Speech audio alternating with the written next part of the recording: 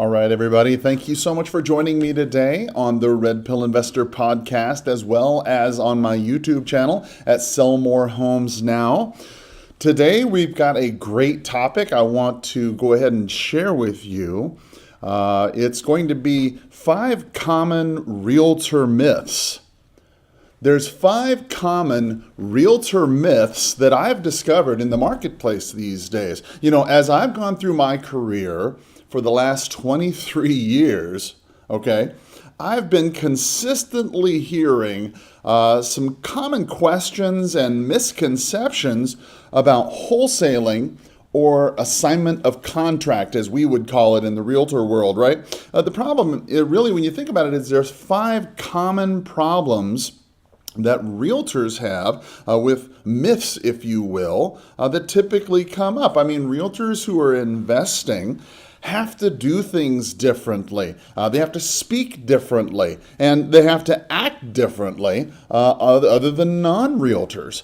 And a lot of times it makes you wonder, what is true and what is not true. And a lot of times I get people emailing me or direct messaging me because I have a podcast related to this subject of wholesaling as a realtor. And I've been talking about it for a number of years now. I want you to understand a couple differences that we're going to make real clear in our discussion today. First, the difference between a real estate agent and a realtor. Now, a real estate agent is somebody who's passed the state exam. They've been licensed by the state to go ahead and sell real estate in that area. A realtor is the same thing, person who's achieved that same level, but they've actually subscribed to a code of ethics. And in this particular circumstance, they subscribe to it so that if they fail to meet that code of ethics or they get in some way found to be problematic, they cross the line, then they can get a financial fine, a financial penalty,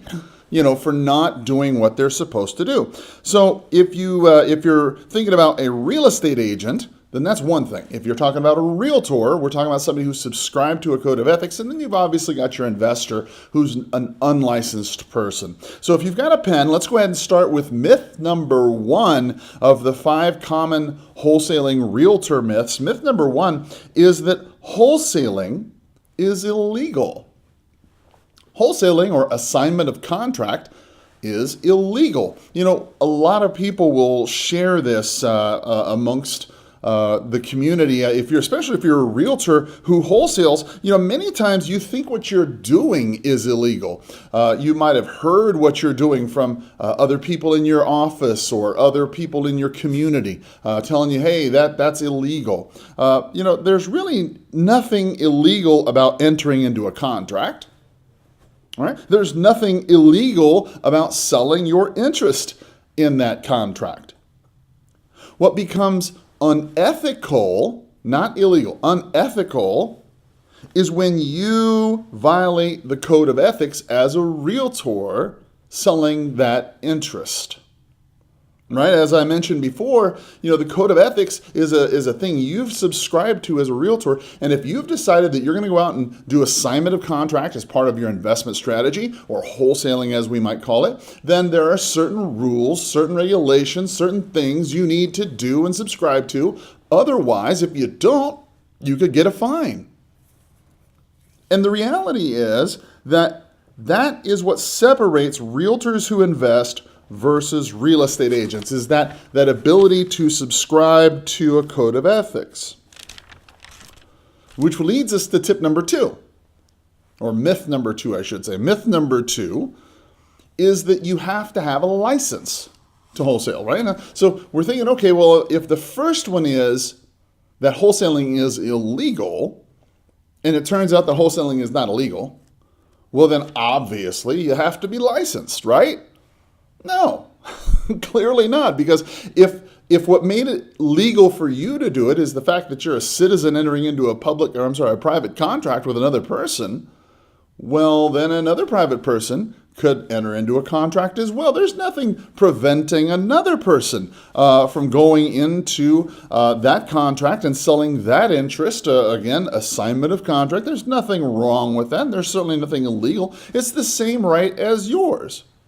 They just don't have the same requirements that you do, right? But when you think about it, you might be thinking to yourself, well, gosh, it might be easier if I just wasn't a realtor. I won't have to worry about this code of ethics. And well, there's some resources and things that you can do that an investor who's unlicensed can't do. So there's trade-offs, right? Third myth I've always heard over the last 23 years, right? Wholesaling won't work in this marketplace. Have you ever heard this one?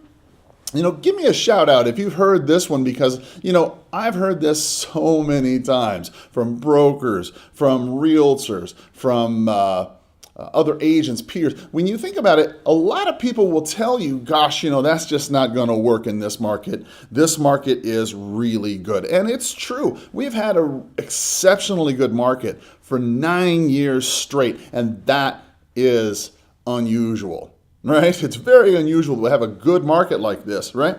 But the reality is that there's still opportunities, right? I wrote down people still need, to sell an inherited property. They don't want to live there, right? Taxes still need to get paid. Fires still happen in houses, right? Tenants still trash homes. Hoarders still exist. That's 5 people that I just came up with right off the top of my head.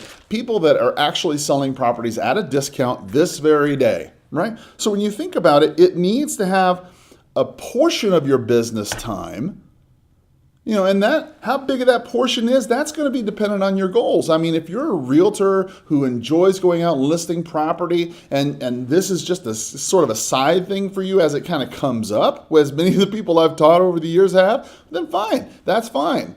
If this is a huge part of your business and you rarely take a listing, fine, spend your amount of time there. But regardless of how you do, you have to be clear about how much time you will devote, because this will eat up an awful lot of time. Tip number 4, myth number 4, and this one is a huge myth, guys. I hope you got plenty of ink in your pen. And guys, if this has been of any value to you, would you do me a favor? Take a second to share this on your social media, share this with a friend, share this in Messenger, let somebody know that this is helpful, or hey, take a second and write me a little comment, send me a little message, tell me what you thought, right? Tip number 4, hopefully you got a good pen. They don't want to work with a realtor. They don't want to work with a realtor, right? That's why they are calling an investor in the first place. Now, there's a lot of people I'm discovering as I get older, right? There's a lot of people who aren't built like me. Okay, there's a lot of people out there who are brand new in their career, and they don't necessarily have the gravitas, the force, let's just go get it. Let's just get it done, right? Maybe you're a little bit more timid than I am, right? And I understand, because trust me, 20 years ago, I wasn't nearly as confident as I am today. But when you think about it, we hear and think this all the time, just like any other one of these thoughts. This is a myth. This is false. This is utter lies. Let me explain to you why. Here's the God's honest truth, right? A, they own a distressed home. That's a big deal. If they have a distressed property, they need to take care of it. Another one, they need or want to sell it for cash, not list. Now, maybe it's because of the condition. Maybe it's because of their situation. Maybe it's because of their aggravation. They don't want to deal with it. But some people, there is a fragmentation of this market that will not and does not want to list. And if that's the case, well then, you want a fast sale, right? You don't want to list the house. Hey, you want to sell the home for cash, and I want to buy the home, and I want to be able to do what I want to do with it, and I don't want to list it either. I wrote down, you are in the business and you know people.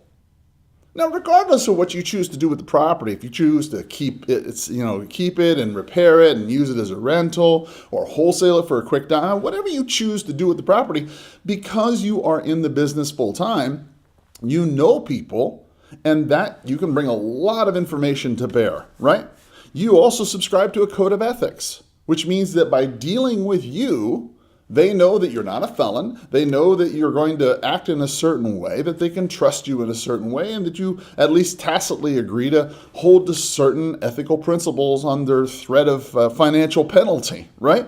I wrote down, you have to tell them realistically what it's worth. Now, I've covered this in a previous podcast, but you have to tell them realistically what it's worth, and that does have value to somebody because it's good to know that you're not getting stolen from.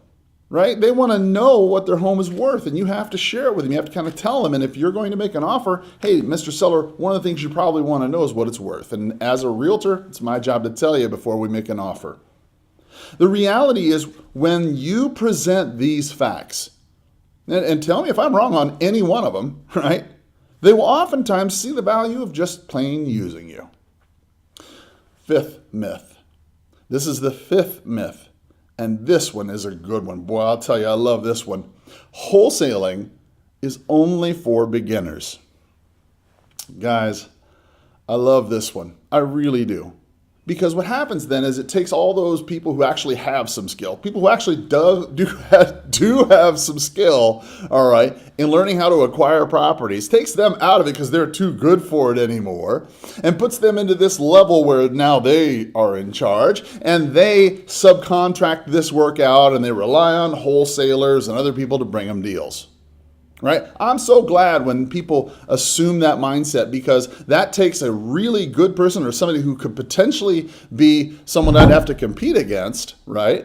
And replaces them with somebody, well, maybe they've hired for $10, $12, $15 an hour. Maybe it's somebody from the Philippines texting. I don't know what they're doing. But when you think about it, when you think that wholesaling is only for beginners, then that limits your thought. I wrote down, let's just get down to lifestyle. All right, let's just get down to lifestyle. Sometimes it's easier to make a quick nickel than a long dime, right? I mean, you and I both know people who've gone out and spent lots of money, lots of time to reinvest into their property, and it took them a little bit longer than they hoped it would take to sell. Maybe in the midst of trying to sell the property, they discovered a problem. And the buyer canceled, and now they have to fix this problem and now put it back on the market in longer time. And gosh, it took a whole lot longer. Maybe it was just you're the one who wholesaled the deal to him. Maybe you got the better end of the deal because you got your money fast, you got it up front, and you didn't have to wait 6 months. Sometimes it's good to make a quick nickel rather than a long dime. I wrote down it's helpful to create other business opportunities. Right? Business begets business. When you are out there in the market, working with the people, talking to people who have to sell properties, you're going to learn who the players are. You're going to learn who's got to do what. And maybe you're not going to be able to do a deal with this guy today. Maybe not. Maybe you could list his property. I'm going to go into that in a future episode. But when you think about it, there's so many other opportunities that you have with this person that you could go ahead and do business with them, their family, their friends, someone they work with, someone they work for, someone they works for them. I mean, you never really know where the business comes from. So I wrote down business begets business. Plus, finally, less exposure to risk. When you're wholesaling property, a lot of people tend to think, as I said, it's for a beginner. But, is it really a beginner strategy? Is it really that dumb? Is it really that beginnerish to avoid risk and maximize your potential? I mean, sure. If your minimum to make a deal work is, $20,000 or whatever, okay, but it takes you 4 or 5 months to get that, and I turn around and I say my minimum to do a wholesale deal is $5,000, let's say, or whatever. Well, gosh, it's not going to take me that long to make your profit. And it probably isn't going to require all the headaches.